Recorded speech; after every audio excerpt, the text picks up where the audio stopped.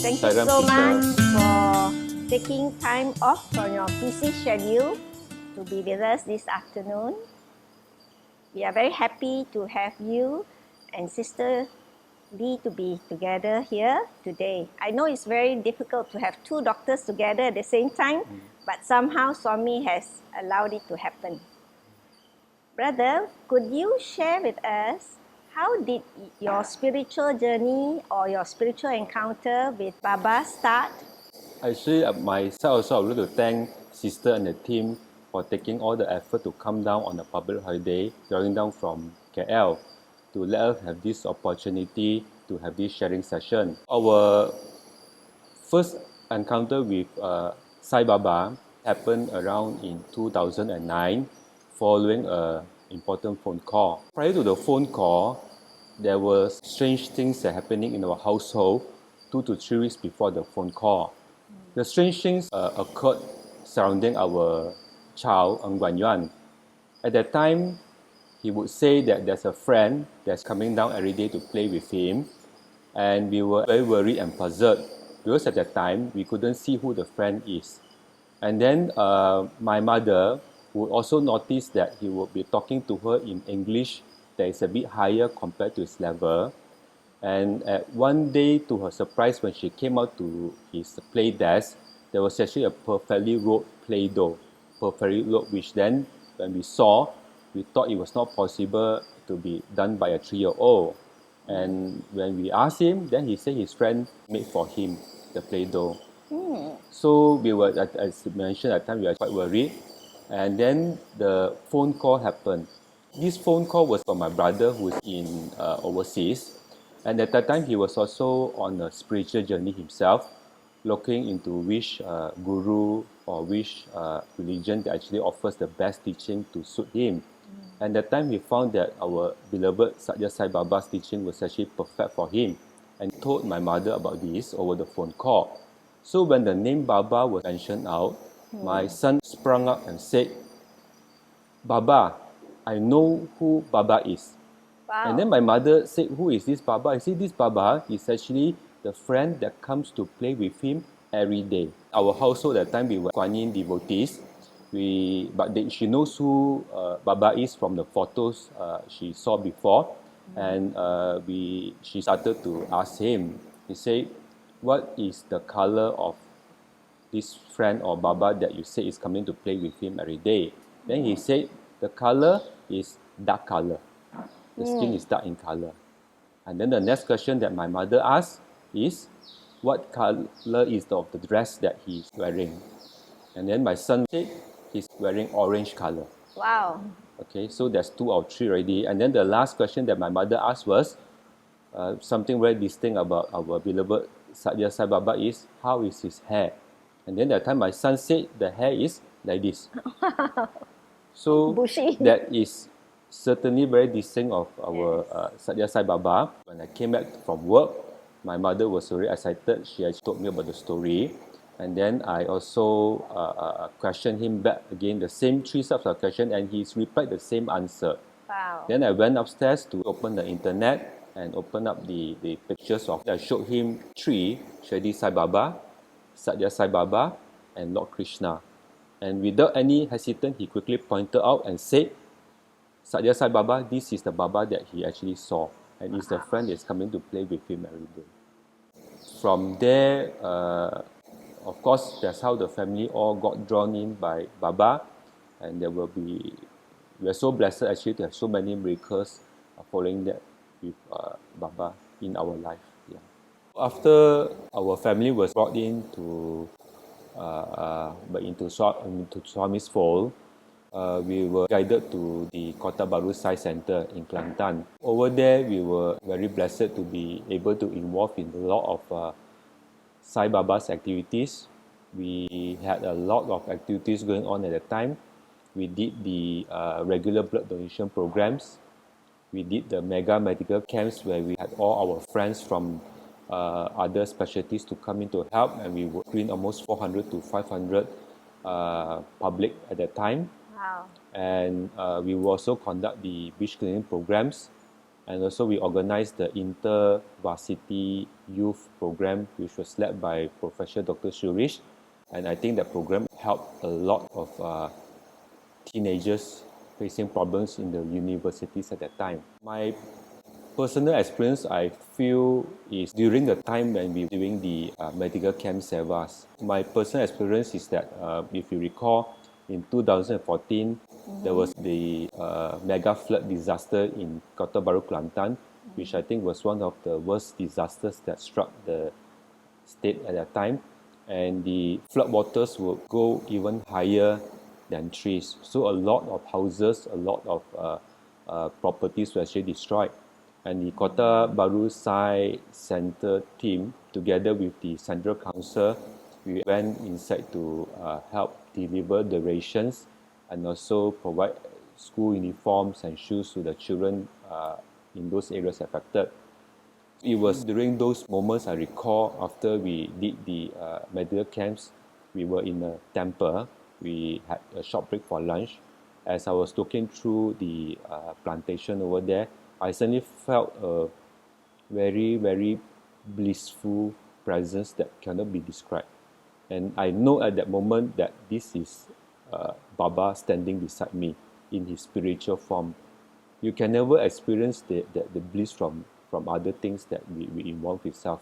And so happened that time when I mentioned back the incident to one of my very close side members, brother Dr. Murali, who is an oncologist. He also said at that time he felt a very strange and very calming presence there. So I think we were very blessed that during these medical camp sevas is where we actually felt Swami's presence. Following how many years we've been with Sathya Sai Baba since 2009, our family were very blessed with a lot of miracles from Sai Baba, from escaping from near-miss accidents and also health issues. Because there's this incident that happened around 3 months ago. This incident happened when I was cleaning the aircon in my children's room. And usually when we clean the aircon, we would switch off the fan and then we go up, take the ladder and we clean the aircon and then we on back the fan after we finish the thing. But so on this occasion, I actually brought special aircon spray that to clean up more dust from the aircon.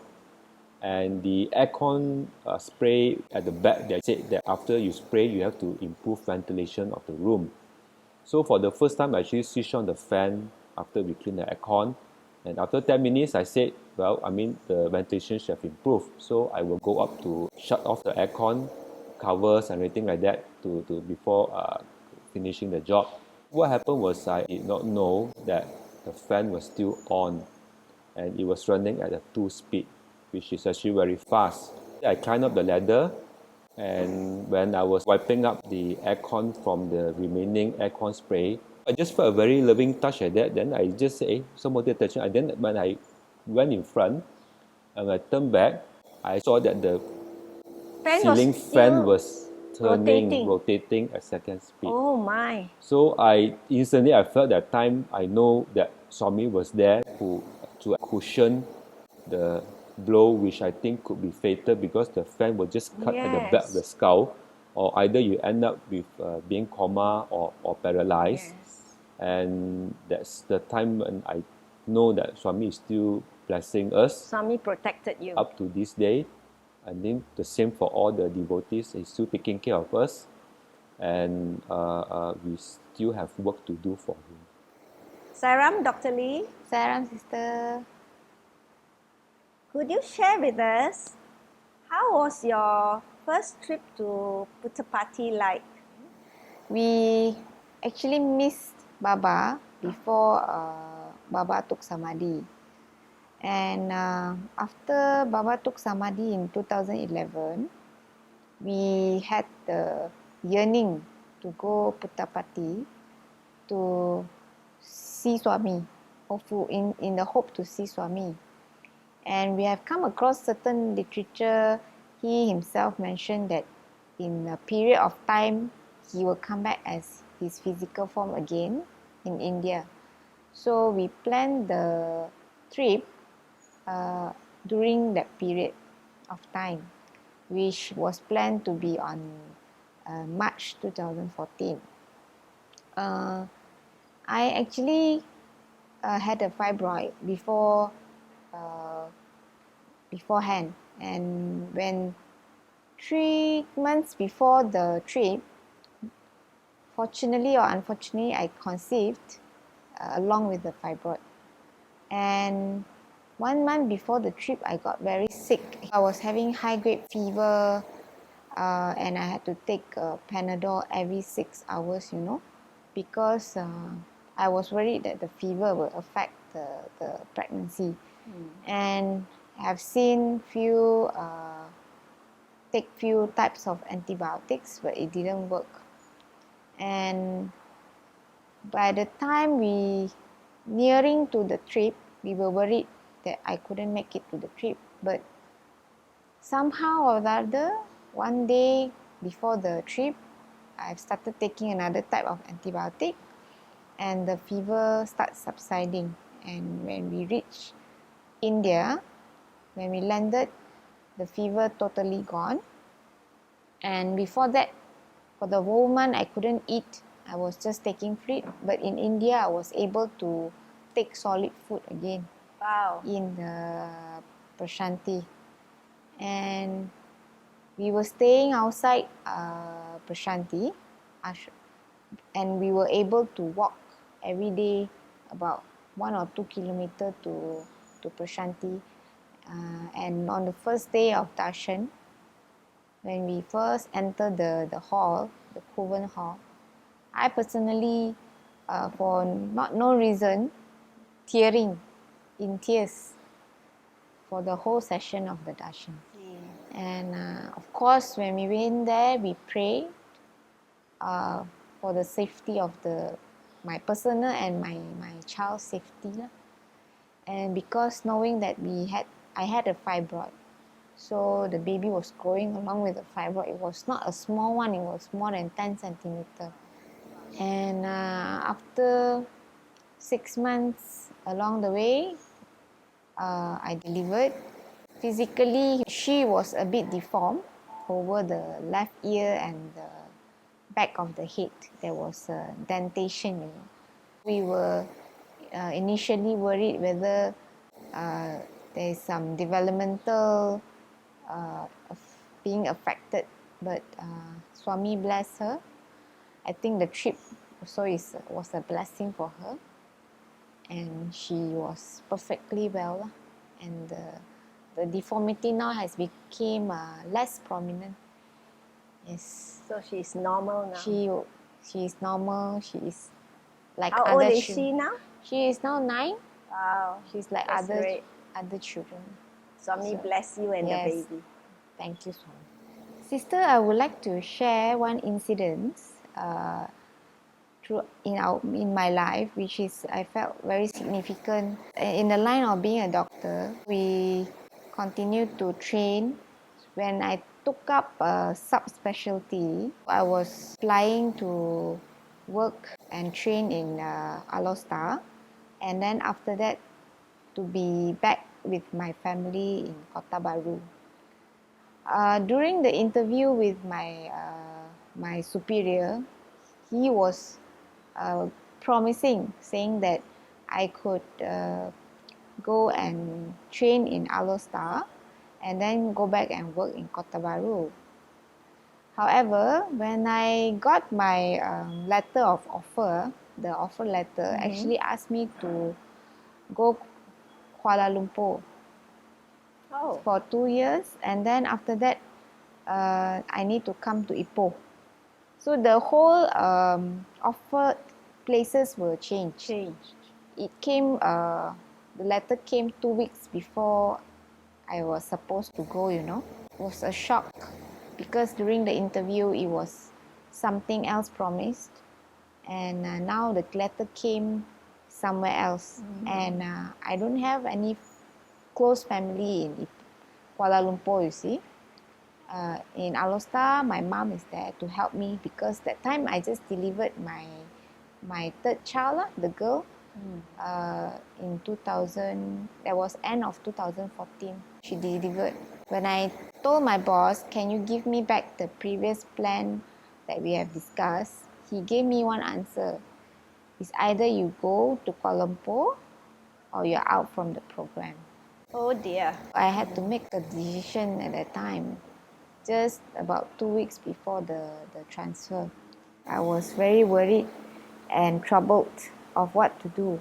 When my husband saw me, then he asked whether I already spoke to Swami regarding this matter or not. So I said no, and then he asked me to go pray. I went to the altar and prayed and spoke to Baba to give me a sign of what I should do. Right after the prayer and checked my phone, he actually called and asked me to go to Alostar. Your boss called? Yeah, instead of going to Kuala Lumpur. It was an instant reply from Baba lah, to what I should do. So it was a sign that I need to continue on with the training and continue to serve in Ipoh lah. So that is how we whole family shifted back to Ipoh, and Dr. Ng has to resign as from University Science Malaysia and came and worked here. Maybe know what kind of seva activities are you involved with? Since we come back to Ipoh, we have been directed to this Sathya Sai Cave Temple. As you can see, this temple is big and it needs weekly temple cleaning. We come here for weekly cleaning and also for weekly bhajan on Sunday.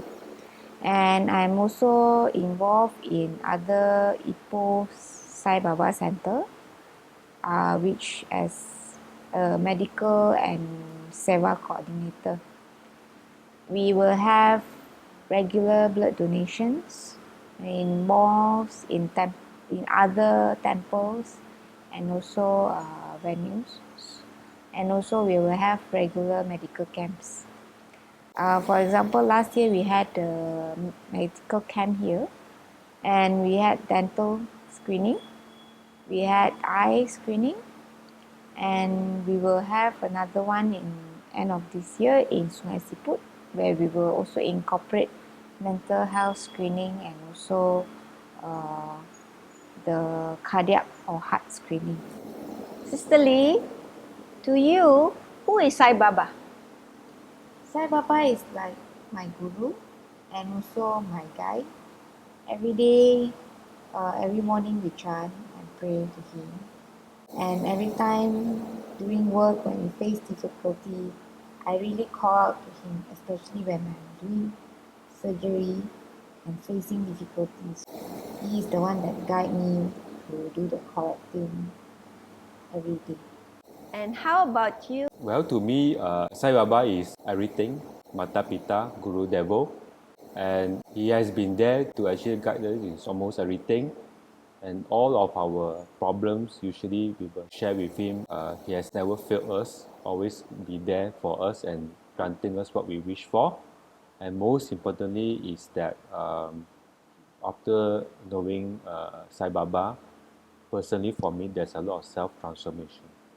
Brother Ng and Sister Lee, thank you for your time and your sharing from your heart. Thank you, Tyra.